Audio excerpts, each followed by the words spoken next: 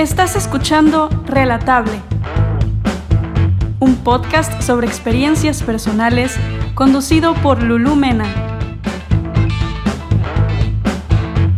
Soy Lulú Mena y como tú tengo una historia que contar. Tengo una historia relatable.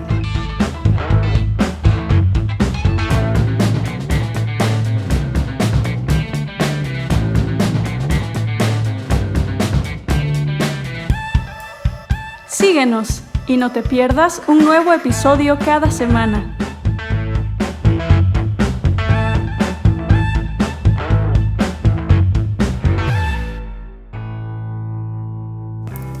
Nunca voy a salir de esto. Hace poco más de 800 días, esta frase rondaba por mi cabeza siempre que jalaba hacia mis pulmones el humo de un cigarro. Lo hacía con tanto placer, pero a la vez con una especie de resignación. Ojo, no quiero decir que no lo disfrutara. Todo lo contrario, lo disfrutaba tanto que aún después de que mi aplicación de celular me haya recordado que cumplí 800 días sin encender un cigarro, no he logrado encontrar una sensación que se le compare.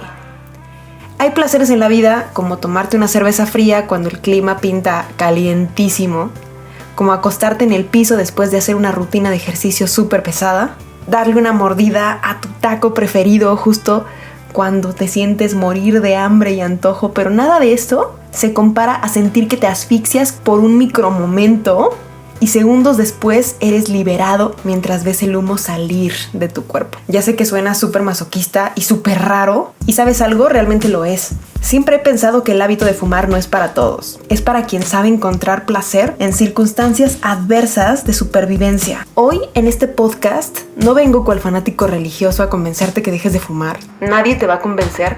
De hecho, a mí trataron de convencerme tanto que me di cuenta que jamás hay que tratar de convencer a nadie. Vengo a hablarte de mi experiencia como fumadora empedernida, como alguien que no concebía su vida sin el placer de encender un cigarro.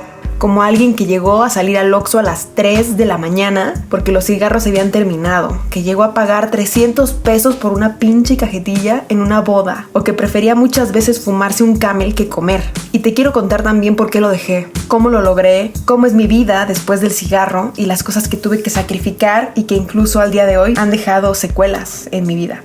Vamos a empezar con el primer punto, cómo empecé a fumar. Yo empecé a fumar realmente, hoy que lo platico, me suena a una estupidez, pero creo que es la realidad que pueden vivir muchas personas. Yo llegué a vivir a la Ciudad de México a los 18 años, después de haber estado toda mi vida en una casa en donde era mal visto prender un cigarro, tomarte una chela, hasta ir a fiestas, tener novio, todo. Entonces, realmente el llegar aquí a la ciudad, que llegué a vivir con mi tía, o sea, mis papás no me soltaron luego así de con roomies o libertad absoluta, cero. O sea, llegué con una tía bastante vigilada y de cierta forma el poder darme cuenta que yo podía decidir y que yo tenía poder de decisión ante ciertas situaciones se empezó a volver un poquito adictivo. Trajo cosas muy buenas en mi vida, como decidir personalmente qué quería hacer y qué no. Pero también trajo muchas cosas muy estúpidas, como empezar a fumar o ponerme de repente una pedototota y ser impertinente o cometer muchos errores, ¿no? Que la verdad es que son la raíz de un gran aprendizaje. Una de las principales cosas erróneas o equivocadas que me trajo el poder decidir fue darme cuenta que yo podía ir al Oxxo y decirle al güey, oye, ¿sabes qué? Además de esta Coca-Cola y además de este chocolate, ¿me puedes dar una cajetilla? Soy mayor de edad, tengo 18 años, aquí está mi IFE. Y se sentía muy bien el poder decidir y el poder darte cuenta que tú eres responsable de cosas chidas como de tus cagadas, ¿no? Si a esto le sumamos a que en la escuela donde yo estudiaba, la cafetería era al aire libre y siempre que estábamos esperando alguna clase o el profe no estaba o estábamos simplemente ahí chilling en la cafetería, pues estábamos todos en bola y alguien sacaba un cigarro y ofrecía a los demás. Y yo pasé de hacer en automático no, gracias, yo estoy bien. Pasé de hacer eso en automático a decir gracias y agarrarlo y que me lo encendieran y todo el rollo. Y digamos que empezó a ser para mí un poquito trascendental esta sensación de puedo decir que sí, no es algo prohibido. O sea, yo puedo decir que sí. Y así fue como empecé a fumar. realmente, más como por presión social, por estar en la escuela, por estar en la fiesta, y de repente empecé a fumar sola y no me gustaba. Quiero aclarar que no me gustaba la sensación, me medio asfixiaba, no le encontraba sentido, trataba de no tragarme el humo, pero que no se notara para que pues no se burlaran de mí o no me viera patética haciéndole como que estoy fumando, pero en realidad no. La verdad es que no me gustaba. Empezó a ser como un gusto o un hábito un poco forzado. Vivía con mi tía y de repente era como de, ok, voy a ir a la tienda, ahorita vengo. Y salía, y en lo que iba, según yo, a la tienda, era realmente para irme a la calle de enfrente o a un parquecito cerca a encender un cigarro que tenía muy bien escondidito en mi pantalón o en mi mochila y prenderlo. Y al prenderlo, sentirme de la chingada y sentir que no me gustaba, pero era como, ok, estoy haciendo algo por mi decisión. Yo que estaba estudiando música en ese entonces pasaba largas jornadas de estudio y de repente era como un breakcito. Voy a salir a fumarme un cigarro cuando en realidad no lo quería hacer y sentía que no lo necesitaba, pero era como, voy a tratar que esto se impregne a mí, o sea, que sea parte de mi personalidad. Digo, todo el mundo lo hace, o sea, debe tener algo chido, o sea, algo relajante, algo cool, ¿no? Lo empecé a hacer así y en la escuela fumaba, hasta que de repente me acuerdo perfecto el día y siempre lo voy a decir con mucho énfasis. Hay un día en la vida de un fumador, por lo menos en mi caso, hay un día en el que te sabe rico lo que te estás fumando. Hay un día en el que le das un jalón y sientes, qué rico. O sea, como si te tomaras una Coca-Cola con hielos cuando te estás muriendo de sed. Eso sí es muy similar a esa sensación. Hay un momento en el que te sabe rico. En ese momento ya valió madres. Y me acuerdo perfecto cuando fue el momento que yo prendí un cigarro, le di un jalón y dije, qué cool. Después de muchos intentos. Y en ese momento ya básicamente tienes un problema más adquirido en tu vida. Fue así, en la escuela fumaban muchísimo mis amigos, casi todo el mundo, los maestros, entre clases fumaban también. Empezó a ser como en la escuela nada más, pero por ejemplo empecé a tener algunas situaciones en las que yo me prohibía a mí misma fumar. Yo decía, ok, nunca voy a fumar antes de cantar, nunca voy a fumar después de cantar, obviamente jamás en la casa de mis papás. Era como muy condicionado, o sea, lo voy a hacer en la escuela, lo voy a hacer en las fiestas y ya. Después entré a trabajar a una cafetería 3 años más o menos mientras estuve estudiando en la universidad, y en ese entonces toda la plantilla, todos mis compañeros de trabajo con los que me divertía muchísimo y fue una etapa muy bonita que recuerdo mucho. Esa tienda era una chimenea, todos fumaban muchísimo todo el tiempo, en los breaks, al salir, en el cierre. Me acuerdo que los viernes, por ejemplo, la tienda cerraba a las 12 para que tú te fueras a la 1 si bien te iba, en lo que hacías tu cierre, limpiabas y todo. Pero había veces en las que te regresaban porque no estaba chido tu cierre. Te terminabas yendo a las 3 de la mañana. Y me acuerdo perfecto haber estado ahí, pues como que, ok, me voy a fumar un cigarro. Todos fumaban. O sea, el 99% de la plantilla de esa cafetería fumaba.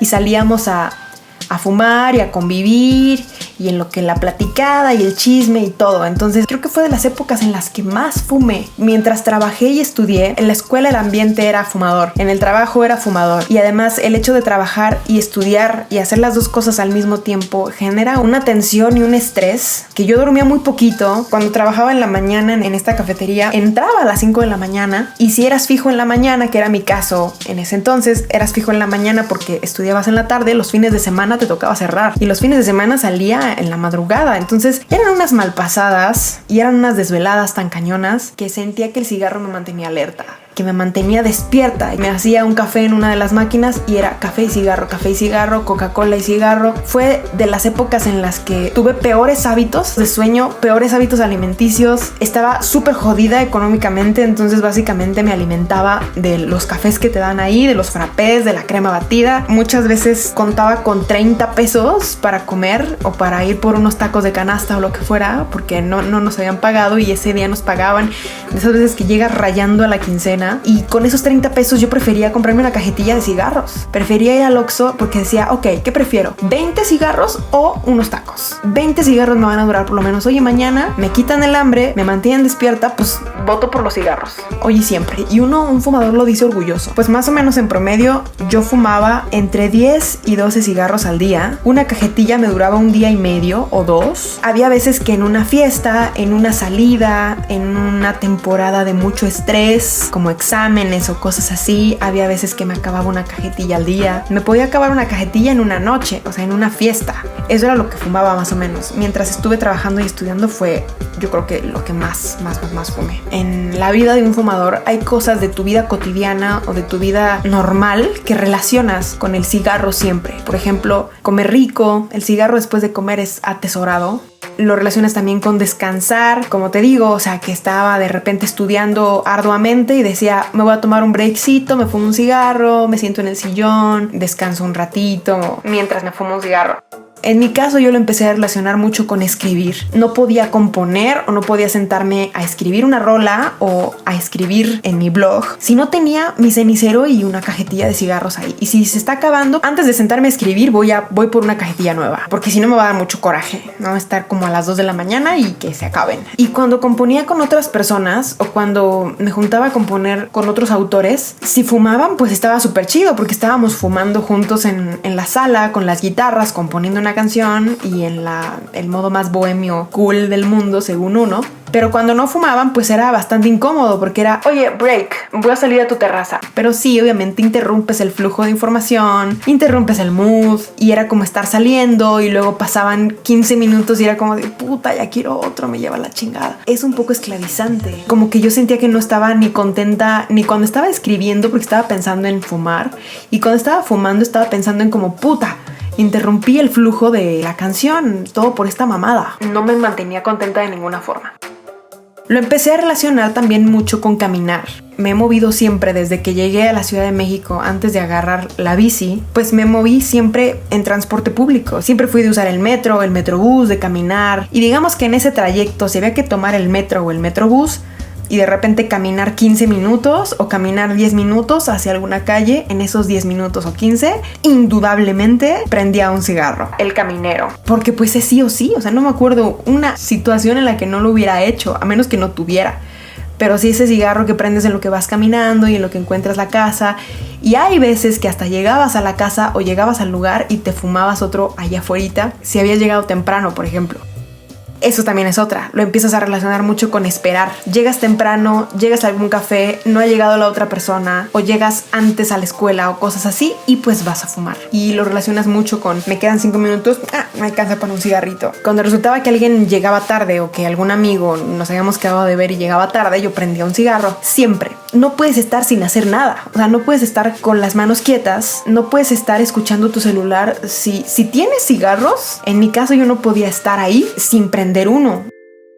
Y también lo empecé a relacionar mucho con la ansiedad social. Soy un poco rara, me considero un poco rara porque conozco mucha gente y soy una persona por un lado muy social. La gente me quiere, la gente me tiene cariño, siempre he tenido amigos, siempre me ha ido muy bien por ese lado, pero también soy mucho de estar en mi casa o muchas veces me cuesta mucho trabajo salir de ahí. Entonces había ocasiones en las que estaba en fiestas o en situaciones que no eran de mis amigos, o sea, no es gente tan cercana a ti. Ese rato de estar como en una fiesta con pura gente que no conoces me causaba un poquito adentro de mí de ansiedad social. Entonces era como, ¿dónde está la terraza? O el área de fumar. Siempre era prender y prender y prender cigarros. Para mí alivianaba mucho eso. Para mí era una salida el prender un cigarro siempre. Y siempre he sufrido un poquito de esa ansiedad social en alguna u otra situación.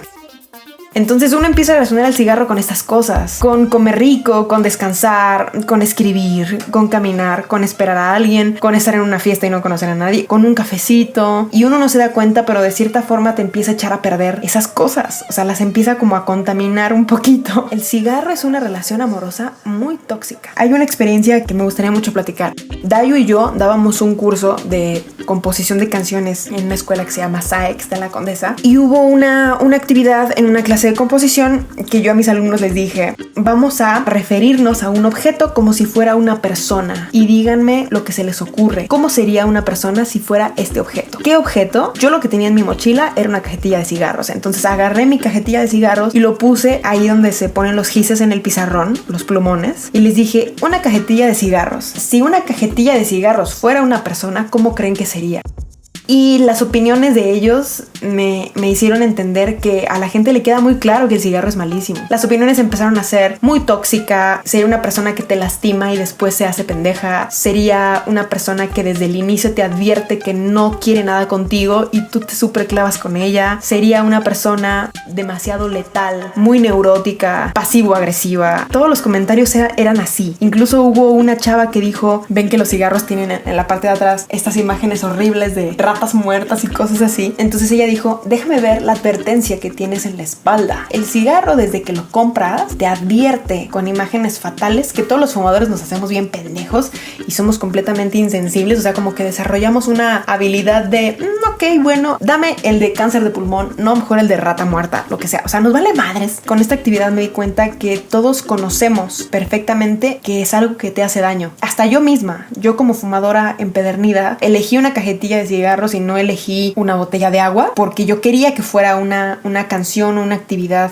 hacia lo tóxico, hacia algo más oscuro. Esta madre poco a poco te empieza a volver muy dócil. Empiezas a dejarle entrar en cosas de tu vida a las que tú decidiste que jamás entraría. Y con esto también voy a que, ¿se acuerdan que yo al principio decía, nunca voy a fumar antes de cantar ni después, nunca voy a fumar en casa de mis papás? Eso empieza a valer un poco madre. Claro que antes del concierto fumaba, después de cantar fumaba, y una vez que lo haces ya cruza esa línea, se empieza a meter en tu vida, en todas las actividades que haces y empieza a invadirte mucho más de lo que tú piensas que te ha invadido. Me acuerdo estar en casa de mis papás cuando los fui a visitar, o sea, cerrar, digamos, obviamente la puerta, que nadie vea, fijarme que fuera súper de noche, madrugada y ellos están dormidos, prender un cigarro primero en la noche y después lo tiro por allá, porque aparte yo era una fumadora súper inconsciente. Después me volví una fumadora que tiraba las colillas en la basura, pero al principio no, todos hemos pecado de eso. Y me iba a lavar las manos fuertísimo, me echaba perfume, que ellos nunca lo vieran, que nunca se enteraran, etc. Y después eso empezó a ser cada vez más permisivo. Después,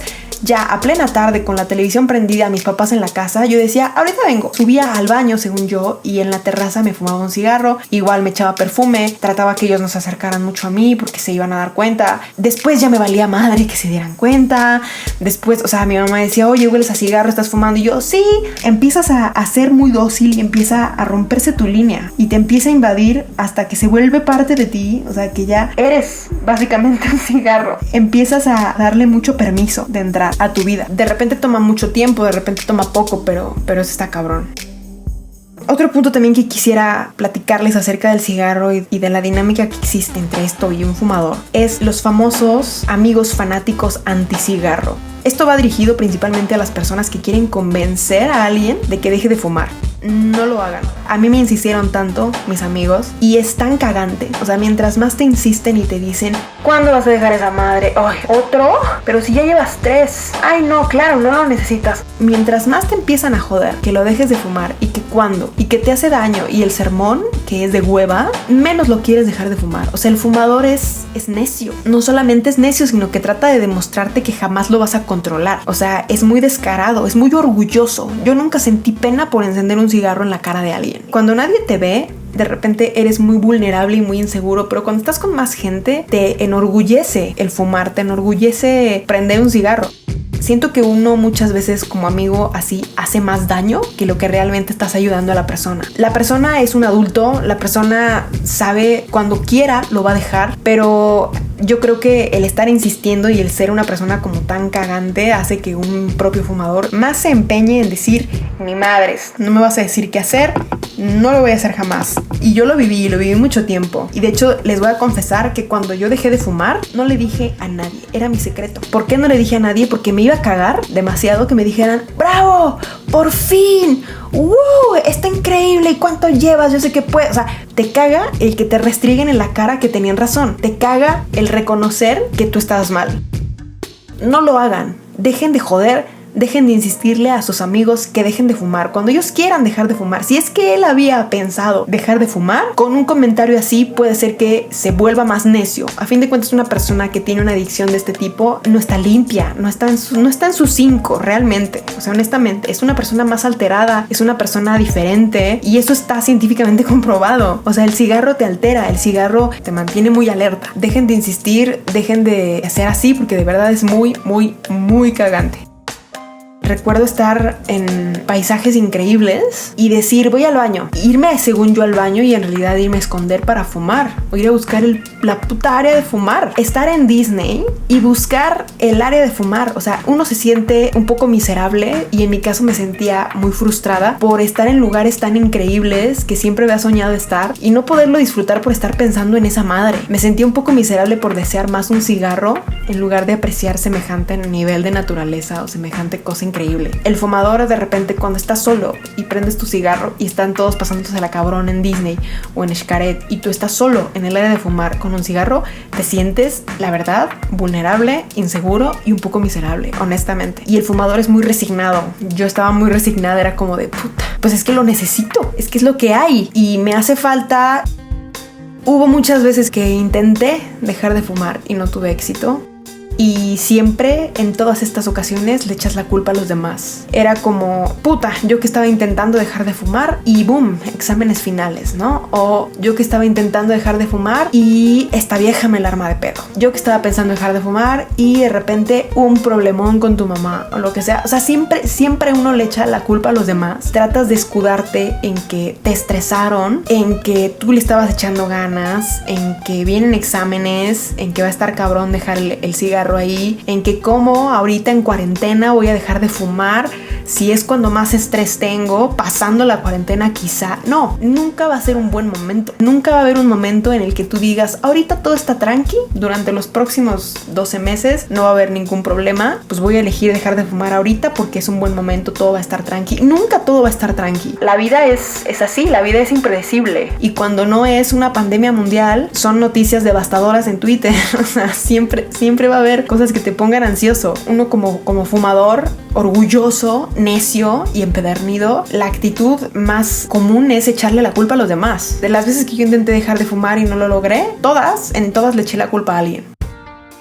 ¿Por qué quise dejarlo? Llevaba mucho tiempo queriéndolo dejar. Me di cuenta en primer lugar que no era libre. Amaba fumar, me encantaba fumar, era una sensación maravillosa. Pero creo que de los 10 o 12 cigarros que me fumaba al día, quizá disfrutaba realmente unos 2 o 3. Había muchos que hasta me sabían de la chingada. Había días que me sabían de la chingada todos. Había días que me sabían bien todos. Pero sentía que no era libre. Me molestaba mucho el hecho de necesitar algo para poder escribir, de necesitar algo para poder caminar tranquilamente en la calle, de necesitar algo para esperar a alguien. Esa sensación de necesitar una cajita con cigarros para poder estar tranquila me empezó a causar muchísimo conflicto. Y aún así, cuando no lo lograba y cuando yo seguía fumando, cuando encendía el cigarro era como, nunca voy a salir de esto, ¿cómo voy a hacer? Y me empecé a dar cuenta que yo dentro de mí quería dejarlo, pero me sentía incapaz, sentía que ya me había ganado, que me había dominado. Quería dejarlo, pero me causaba mucha angustia el de repente prender otro más y decir, me lleva la chingada otra vez. Y empezó a ser más que un momento de paz, como al inicio, era un momento de mucha resignación. Me causaba mucho conflicto darme cuenta que algo así me dominaba y me había ganado la batalla. Además tenía una tos crónica de perro por siempre y siempre. Tenía la condición física, yo creo, de una persona de 50 años. Subía unas escaleras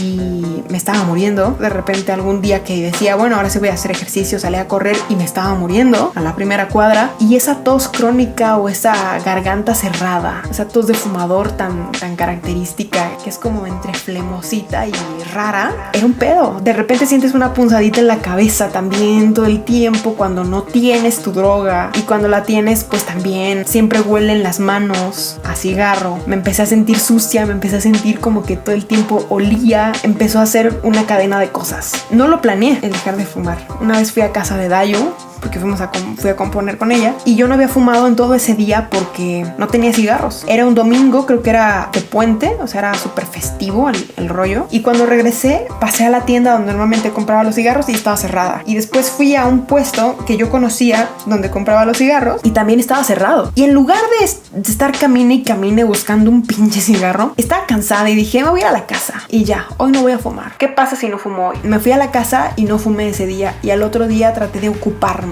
y no fumé tampoco. Ese fue el inicio del dejar de fumar. Realmente no lo planeé. O sea, yo no dije, a partir de la próxima semana, el viernes es mi último día. No, realmente fue como de un momento a otro que yo dije, hoy no voy a fumar. Y al siguiente día dije, hoy tampoco. Y así, poco a poco fue ocurriendo.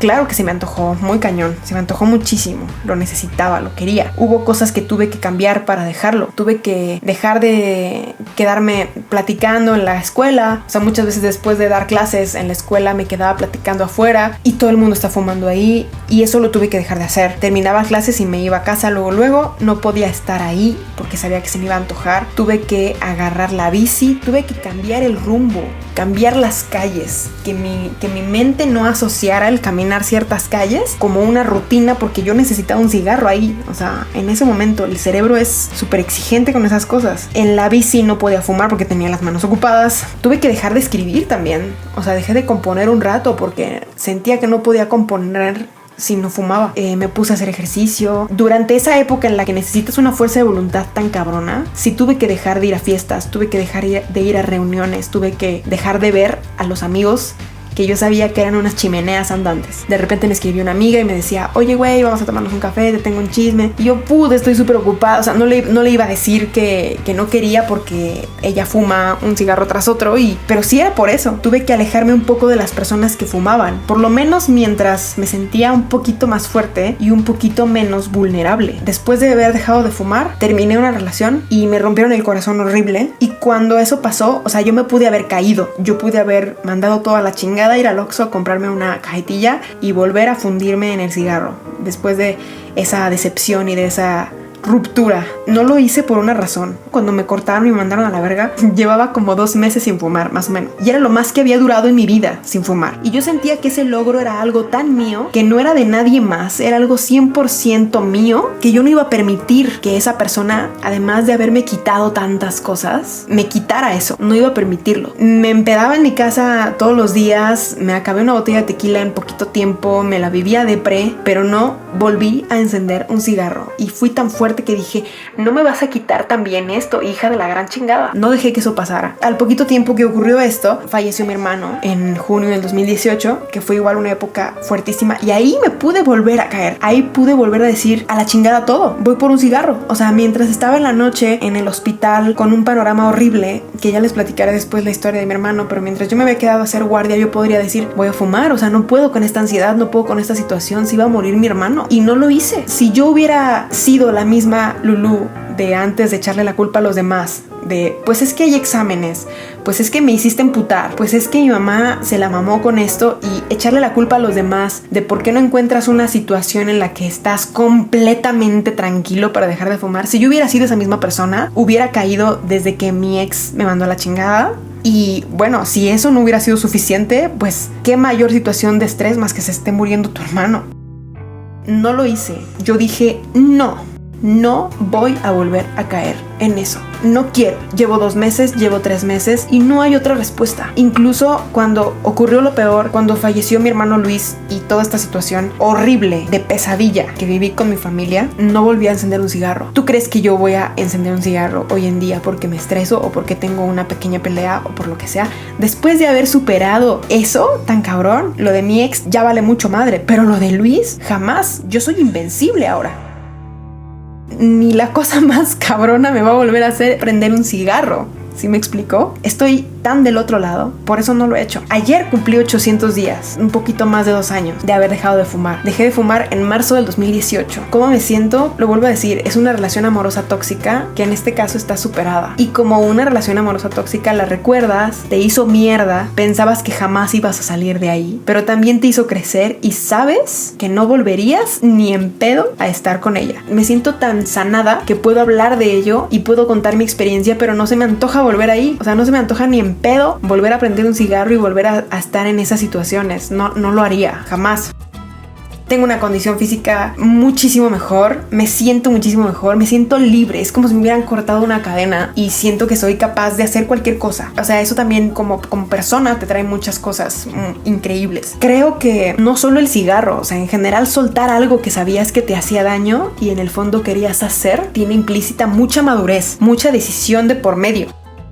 Nadie te va a hacer dejar el cigarro, ni el amor de tu vida, nadie más que tú. Si tú en el fondo no quieres, no lo vas a hacer. Te puede costar 1000 pleitos, 1000 situaciones. Lo vas a pinches defender más que a tu mamá. Mientras más te jodan, más vas a repeler la idea de dejarlo, porque ahí entra el nadie me va a decir qué hacer. Tiene que salir de ti la decisión. A mí en lo personal, esta experiencia no me convirtió en alguien que odie el cigarro. No lo odio, me da igual. Puedo perfectamente convivir con alguien que prende un cigarro en mi cara. No me molesta, no se me antoja, no siento nada. Vuelvo a lo mismo, es una relación tóxica superada. Y tampoco le voy a empezar a decir a la gente, oye, deja eso, te hace daño, porque sé lo nefasto que es y sé que no funciona y además no me importa. Esta experiencia me llevó a entender que tú siempre eres y serás responsable de lo que te pasa y que no somos una víctima de las circunstancias. Me llevó a entender que cualquier persona lo puede hacer si lo decide. Nadie nació con un cigarro en la mano. Me hizo sentir más capaz y más invencible. Hoy más que nunca sé que soy capaz de detectar algo que me hace daño en mi vida y que puedo hacerlo a un lado. Y eso es una cualidad que poca gente tiene. Detectar que algo en tu vida te está haciendo daño y hacerlo a un lado.